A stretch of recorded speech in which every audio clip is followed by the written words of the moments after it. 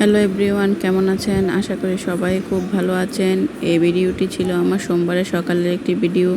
বসে বসে মামামের নাচ দেখছিলাম, আর ওইদিকে আমার মিষ্টি কুমড়ো ভাজি বসিয়ে এসেছিলাম, মনেই ছিল না। তাড়াতাড়ি করে এসে ভাজিটা নাড়াচাড়া করে নিচ্ছি।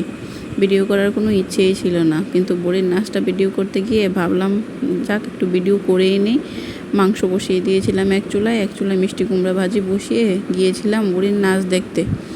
ডাকছিল, মা মা আসো দেখো আমি নাচতেছি। এজন্যে আমি গিয়েছিলাম ওর নাচ দেখতে। মিষ্টি কুমড়ো ভাজিটা হয়েই গেছে আমার, এখন নামিয়ে নেব। আর মাংসটা বসিয়ে দিয়েছি। আজকে রান্না করেছিলাম মিষ্টি কুমড়ো ভাজি, মাংসের তরকারি, আমাদের জন্য ভাত রান্না করেছিলাম, আর মামামের জন্যে পোলাও রান্না করেছিলাম। আমি তো বলি পোলাও, কিন্তু মামাম বলে এটা কি বিরিয়ানি। আর আমি যখন মিষ্টি কুমড়ো ভাজি নামাচ্ছিলাম বারবার আসছিল আর বলছিল, মা বিরিয়ানি হয়েছে, মা বিরিয়ানি হয়েছে। মেয়েটা আমার বিরিয়ানি খেতে খুব পছন্দ করে। সরি, বিরিয়ানি না, মানে পোলাও আর মাংস আর পোলাও একসাথে মিশিয়ে যে বিরিয়ানিটা রান্না করে সেটা আবার ও খেতে পারে না। ওর নাকি ঝাল লাগে, কিন্তু এই পোলাও আর মাংসটা ওর খুবই পছন্দ। এই জন্যে মাঝে মাঝেই ওকে আমি এভাবে ফাঁকিবাজি ওয়েতে পোলাও রান্না করে দিই।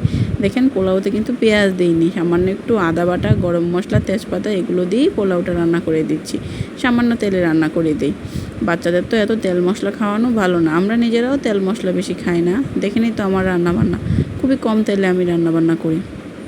পোলাওটাও আমি কম তেলেই রান্নাবান্না করে নিচ্ছি। মাংসটাও হয়ে গেছে আমার, ঝোল দিয়ে দিয়েছি, আর এখানে বিরিয়ানিটাও হয়ে গেছে।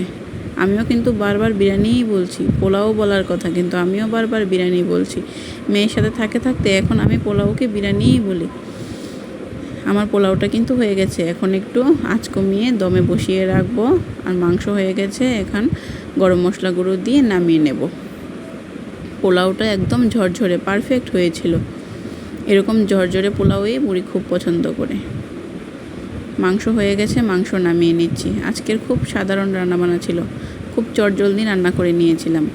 এজন্যে ভিডিও স্টার্ট করিনি, যে ভিডিও করব, ভালোভাবে দেখাবো, এরকম কোনো ইচ্ছে ছিল না। এখন আমার রান্নাবান্না শেষ, আপনাদেরকে সবাইকে দেখিয়ে দিচ্ছি আজকে কি রান্নাবান্না করেছিলাম।